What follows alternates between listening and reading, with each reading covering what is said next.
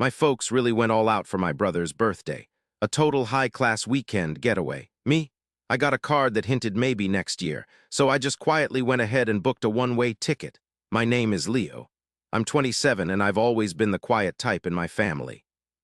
Not in a shrinking violet kind of way, but more like someone who figured out pretty fast that if I spoke up, I'd usually get an eye roll, a dismissive chuckle, or a "don't be so sensitive" from my mom. It wasn't always this obvious, though. Maybe it was, and I just didn't get it when I was younger, but I see it now. It really hit me hard this year on my birthday, when everything that had been brewing inside for years just exploded. Let me explain. My younger brother, Victor, turned 25 this March. My parents treated him to what was basically a super fancy weekend. They rented a lake house 3 hours away. It was a modern glass lodge with a wraparound deck, hot tub, a fire pit, and even a private dock. They flew in a couple of his out-of-state friends and hired a private chef for the whole weekend. Pictures were all over Facebook. My mom wrote captions under the photos like, "So proud of our baby boy," and celebrating Victor in style. "He deserves the world." There were group shots of them drinking champagne, fishing, playing poker, and laughing around a campfire. One photo of Victor had the caption, "A king deserves a castle." Honestly, I didn't like looking at those pictures. I didn't make any comments. I didn't say a word. But that's when I first felt it in my chest. It wasn't jealousy, more like a gnawing realization that they wouldn't do something like that for me. Not because they weren't able, but because I wasn't considered worthy, I guess. Even so, I pushed it away. Victor, he's always been the favorite. He's loud, super likable, and just naturally good with people, me. I was the kid who got perfect grades, never got in trouble, and stayed up all night studying instead of doing anything fun. I was basically invisible, but I still thought they'd do something special for my birthday. It was a couple of weeks ago, on April 5th. I left my calendar totally open, just in case. I didn't make any plans with friends. I didn't even book anything myself. I figured I didn't want to mess up any surprise. Around 1 in the afternoon, I got a text from my mom. "Come over when you have a chance today." That was it. No exclamation mark, no birthday wishes, nothing. I kind of sighed, but I went anyway. I tried to tell myself she was just trying to act cool. Maybe they were planning something small, but still thoughtful. I got there around 3. Victor was just lounging on the couch, messing with his phone. Dad was outside, cutting the grass. Mom was in the kitchen, humming to herself. When she saw me, she smiled like I'd just dropped by on a random Tuesday. "Oh, hey, Leo," she said. "You made it." I just stood there for a minute. "Yeah, you said to come over." She nodded, wiped her hands on a dish towel, and opened the refrigerator. "I picked you up a cupcake," she explained, putting it on the counter. It was one of those plain grocery store ones. It was a chocolate cupcake, frosted white, no candle. Mom handed me a card, a plain white envelope already kinda opened. Inside, a piece of cardstock all folded up said "maybe next year" in sparkly letters. That was it. No personal message, nothing funny, just that. Victor didn't even look up. I kinda chuckled, more from shock than anything. "That's it." Mom arched an eyebrow. "Excuse me, this is it." A store-bought cupcake and a card that literally says "maybe next year." She leaned against the counter, arms crossed. "Don't be so sensitive, Leo. You're a grown man. We figured you didn't want a big to-do." "But Victor got a whole weekend getaway," she said. "A private chef, a cabin, a crown that said Birthday King." "Well, Victor's been having a rough time," she yelled, "and he's more celebratory." "You're so private, we didn't think you'd want a big fuss." I just stood there, the card feeling flimsy in my hand, the cupcake sweating under those bright lights. My face burned, but I stayed calm. "It's not about a big fuss," I said. "It's about how different it is." She rolled her eyes. "Honestly, Leo, that's exactly why we didn't plan anything. You always make everything about you." That really got to me. It hit me hard. For most of my life, I'd made excuses for this kind of treatment, telling myself they meant well, that I was overreacting. But right then, I knew it wasn't me. It never had been. I didn't fight back. I didn't yell. I just stuck my hand in my jacket pocket, grabbed my phone, and snapped a quick pic of the single cupcake sitting there by the card. I looked at my mom and mumbled thanks before turning and walking out. I hopped in my car, drove straight home, and booked a flight to Lisbon for the next morning. I'd been squirreling away money for a trip for 2 years, waiting for the right moment. Well, this was it. Later that night, while I was throwing stuff in a suitcase, my dad texted. No hi or anything, just "Where did you go?" I didn't answer. I posted a picture on Instagram of me at the airport lounge, holding my boarding pass. I captioned it "Birthday Retreat. No chef required." Victor liked it. After an hour or so, my cousin Danielle did too. Then I saw that Mom had viewed my story. 10 minutes later, her name popped up on my phone. I let it ring. Then I hit silent. I leaned back, took a sip of my drink, and waited for the next notification. It didn't take long. Another call, then a text. Leo, this isn't funny, call me. But I wasn't trying to be funny. I was done being treated like I didn't matter. I was finally putting myself first. And Lisbon was just the start. I got to Lisbon early the next morning just as the sun was painting the rooftops gold. The air was cool and fresh, and there was this light smell of the ocean and something sweet like pastries. Stepping out of the airport, I took a big breath and felt lighter. Not just like a vacation feeling, but like someone had lifted this huge weight I hadn't even realized I was carrying. It hit me then. I'd been carrying this around for my whole life, and I didn't even know it. My little hotel room was nothing fancy, squeezed between two peeling pink buildings in the Lama district. The walls were all wonky, but it had a tiny balcony with a view of the city. I sat down on the bed, and it groaned under my weight. The floors were old but clean. It felt neutral, like nobody here had any expectations of me, no preconceived notions about who I was. I didn't text my parents back right away, not after the fourth call either. Their messages only changed after I posted a picture of a pastel de nata, a Portuguese custard tart, on my social media with the caption "Breakfast of Kings." At first, they were all confused. "You're in Portugal. Is this a work trip? Why didn't you tell us you were leaving?" Then came the guilt trip. "We just wanted a quiet day. Victor didn't even ask for all that stuff. We thought you'd find it funny, the card, you're taking it too seriously." But my mom's last text really got to me. She said, "You always act like we treat you so badly, but you never tell us what you really want. Maybe if you spoke up, things would be different." That's when it clicked. She just didn't get it. Never had. This wasn't about wanting a big party or presents. It wasn't about being jealous. It was about years of being brushed off, ignored, told I was too quiet, too sensitive. It felt like they went all out for Victor, but I was just there. Only noticed when it suited them or if I stopped playing their game. The second night, I was in this tiny Portuguese bar, sipping my drink, listening to this woman singing her heart out. Tears were streaming down her face. I was staring at my phone, her voice all haunting and sweet behind me, when I finally shot my dad a text back. I was somewhere I actually felt important, He didn't answer right away. But the next day, a group text blew up my phone. It was Victor. "Dude, what's going on? Mom's freaking out. She thinks you've vanished or something. She's calling every single cousin, asking where you are, saying you're being so dramatic. It was just a cupcake. Grow up." I didn't even bother replying. Instead, I hopped on Airbnb and added 2 more weeks to my trip. I started making lists of crazy things I wanted to see, even thinking about maybe hitting up Spain. I hadn't told work I'd be gone this long. But after all those years of unused vacation time, they owed me. And honestly, I owed it to myself. By day 5, things back home had completely changed. My aunt texted out of the blue, "Heard you're in Europe. Good for you. You deserve a break. Let me know if you want the family to lay off." Then I got another message from Greg, my older cousin. I hadn't seen him in ages. "Man, I remember your 18th birthday. You got a card and a handshake." Victor got a car, just saying, "You're not crazy." I just sat there staring at my phone, thinking about it all. I wasn't crazy, okay? I wasn't overreacting. I'd gotten used to being ignored, completely brushed aside. So when I finally stood up for myself, everyone flipped out like I'd lost it. But here's the deal about being away: you get a whole new outlook on things. Walking those cobblestone streets, watching the sun sink over the Tijo River, I started to see that maybe I wasn't the problem all along. They didn't like me walking away from my old life, that's for sure. By day 7 back home, things were a complete mess.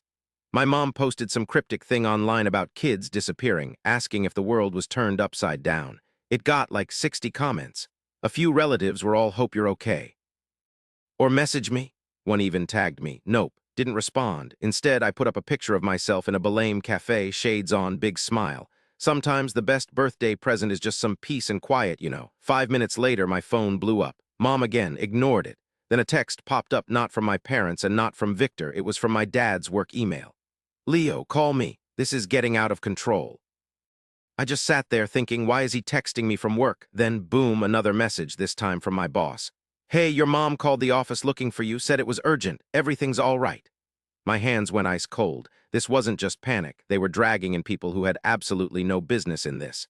It hit me then it wasn't about my birthday anymore. This was all about control, They'd always watched me, told me who I was, kept me caged. And the second I broke free, bam, they tried to reel me back in like I was some lost mutt. My heart hammered in my chest. I took a deep breath and sent one final text. "You weren't worried when I was alone with a cupcake at your place. Don't start now. I'm fine, just different." And I meant it. Because the old me, the one who put up with the silent treatment, the put-downs disguised as jokes, he was gone. This time he stayed home, staring at that sad cupcake. But the me sipping cappuccino in Lisbon, he was just getting warmed up. Next, I made it crystal clear I wasn't asking for permission anymore. The next morning, a ton of missed calls, 2 from Dad, 3 from Mom, 1 from Victor. The rest were numbers I didn't recognize, probably Mom using different phones, or even worse, the whole family she dragged into this mess. But I didn't care. I was done being the perfect son, the peacemaker, the guy who always said it's fine when it totally wasn't. No more showing up, getting ignored, and then having to apologize. After brushing my teeth, I headed out to this tiny bakery near my hotel. The lady at the counter, she always gave me that warm smile, so friendly. I got myself 2 pastries and a coffee, then found a seat.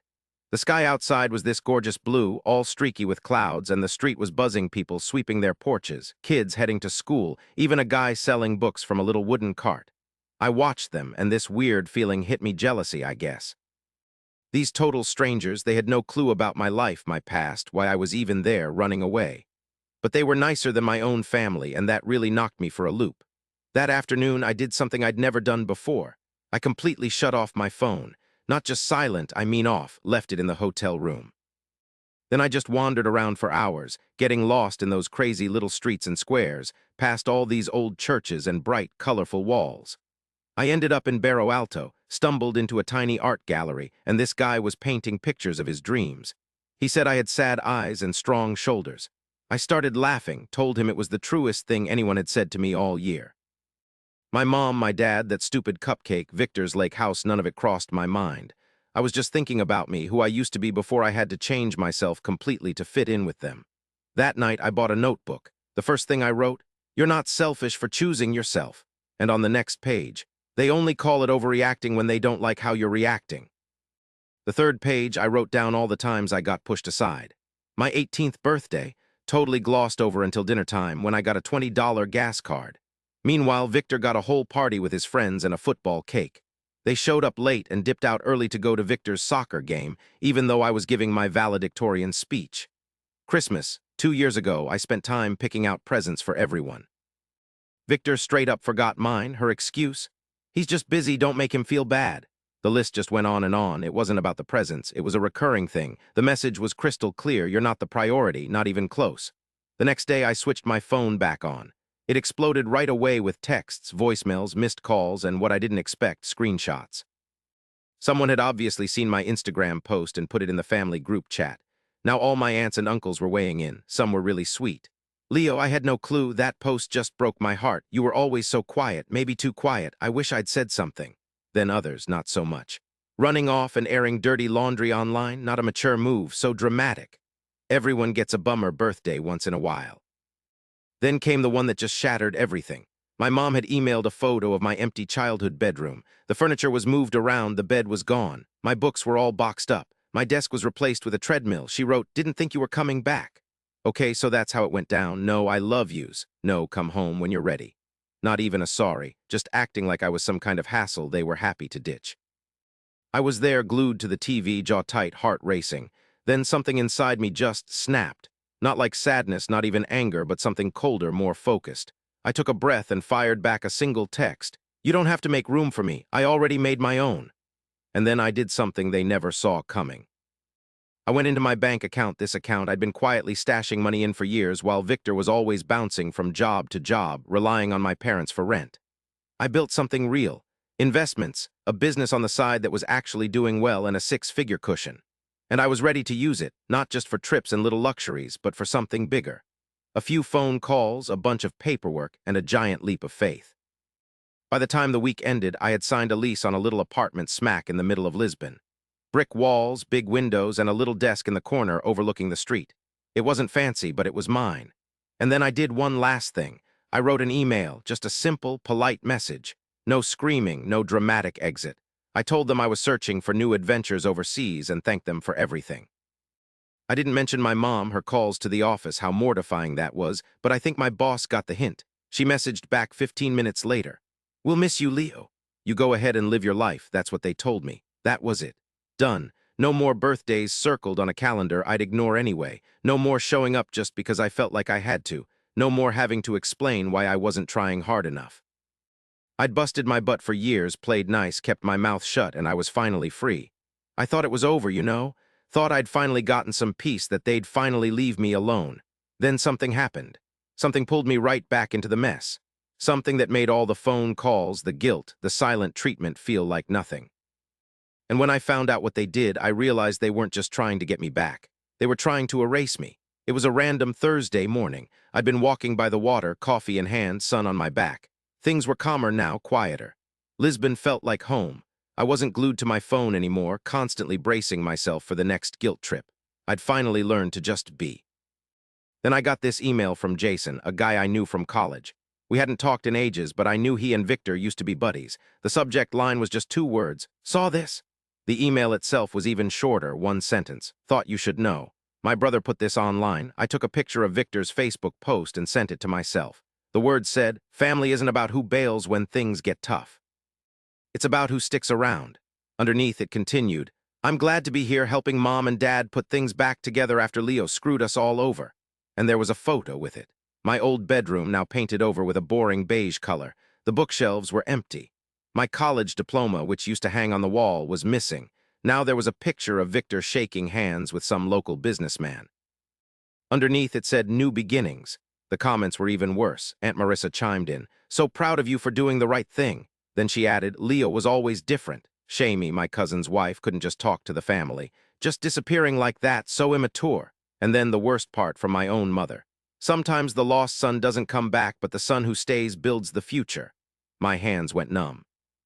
I reread that sentence like 5 or 6 or 7 times. They weren't just kicking me out of the room. They were rewriting the whole story. Suddenly, I wasn't the easygoing one who kept the peace. I was the screw-up, the one who ran away, the one who didn't care. Victor wasn't the star anymore. He was the hero, the one who sacrificed everything, the one who stayed to help Mom and Dad during their mess, which, by the way, they caused. But this is what really got to me. They knew I wouldn't fight back in public. They were counting on it. They knew I hated all that drama and fighting, that I wasn't one for putting myself out there. They figured I'd just sit back and watch from miles away while they twisted things around. That's when I decided enough was enough. No more hiding, no more pretending everything was okay. To keep the peace, I sat down at my computer and started writing. It wasn't a nasty rant, that's just not me, but it was the truth. I typed it all out calmly, carefully, like I was finally laying out all the evidence after years of people questioning me. Then I posted it, just words, no picture. For anyone who's heard their version of my story, here's mine. I didn't run away. I didn't abandon anyone. I just stopped trying to earn the love and respect I should have gotten from my own family. My brother's birthday, lake house, fancy chef, the whole 9 yards, they treated him like a king. My birthday, a sad little cupcake from the store and a card saying, "Maybe next year." When I tried to explain how hurt I felt, they told me I was too sensitive. I took a picture of that cupcake, quietly left, and booked a flight to Lisbon. It wasn't a childish tantrum. I was setting a boundary. For years, I played the role they wanted, quiet, helpful, never causing trouble. I watched them ignore my accomplishments, downplay my successes, and just ignore my feelings. And I stayed loyal. I gave them the benefit of the doubt, always showing up. Until I realized that showing up for people who don't show up for you isn't loyal, it's letting yourself get walked all over. My phone's been blowing up since I left. Some messages were sweet, others were brutal. People keep saying I should have just talked to them, but I did, again and again. It didn't make a difference until I finally stopped playing their game. Look, I don't want anyone feeling sorry for me, and I don't need a pat on the back. I just want the truth out there somewhere without all the guilt trips and lies. I didn't run away, I chose peace. And sometimes finding peace means walking away from people who just won't see you for who you are. I saw a post, then shut my phone off for 2 whole days. When I turned it back on, whoa, hundreds of comments, tons of messages. My story had gone viral, screenshots everywhere, people reposting it left and right. Friends, family, even total strangers were chiming in. It really hit me hard. I've always been the invisible sibling. So many people wrote, "Thank you for saying what we all can't." That's why emotional neglect is so damn tough to explain. It's like it's not even there until it's impossible to ignore. But one message stood out. It was from Daniel, a cousin on my dad's side. We hadn't talked in ages. He wrote, "Leo, I always felt something was wrong with how they treated you, but I didn't know how to say it. I'm so sorry. I see you now and I'm glad you got out." That was the turning point. More people started speaking up. It wasn't all support, though. Some people doubled down on their crap. Of course, Mom sent another passive-aggressive text. Some folks just love to bleed all over everyone instead of healing. Then Victor texted, "Congrats on your little pity party. You always loved playing the victim, right?" I just didn't bother answering back. I was done with all the drama, completely finished. Life slowly started feeling real again, you know? I joined a writers group in Lisbon, a real turning point. I snagged a part-time gig editing stuff for a travel magazine, believe it or not. I even started cooking again, something I hadn't touched since college. I made some real friends, the kind who didn't know a thing about Victor, that stupid cupcake incident, or where I used to live. These friends actually laughed with me, not at me. They just accepted me, no strings attached. They listened when I talked, really listened. A month after that article blew up, I got an email from a publisher. They'd read it and wanted to talk about making it into a book. I was hesitant at first, but then I thought about all the messages I'd gotten. People kept saying I wrote down exactly how they felt, things they'd been carrying around for years. Maybe my story wasn't so special after all. Maybe it was a mirror for others. Maybe, just maybe, my voice, the one everyone said was too quiet, finally got loud enough to be heard. So I signed the deal. A year later, my book was out in 11 countries. Crazy, huh? Maybe next year I'll hit even more. The dedication page just said, "For the kids with cupcakes and cards who kept waiting for next year, your piece doesn't need their permission." My parents never contacted me again. Victor did once. He sent a screenshot of the book cover and said he hoped all the attention was worth it. I just couldn't bring myself to react because it wasn't about getting noticed. It was about being real. And when you speak the truth, it sticks with people in ways that just staying quiet never could. So here I am now. I'm in a bright apartment on a calm street in Lisbon, writing and laughing and loving. I'm not being too noisy or trying to be perfect, but I'm truly, finally here. And when April 5th rolls around each year, I don't sit around waiting for a message. I go treat myself to the biggest, most delicious cupcake at the bakery, with candles and sprinkles and a handwritten note that says, "You are worth celebrating this year." And every year after that, and for the first time ever, I really, truly believe it.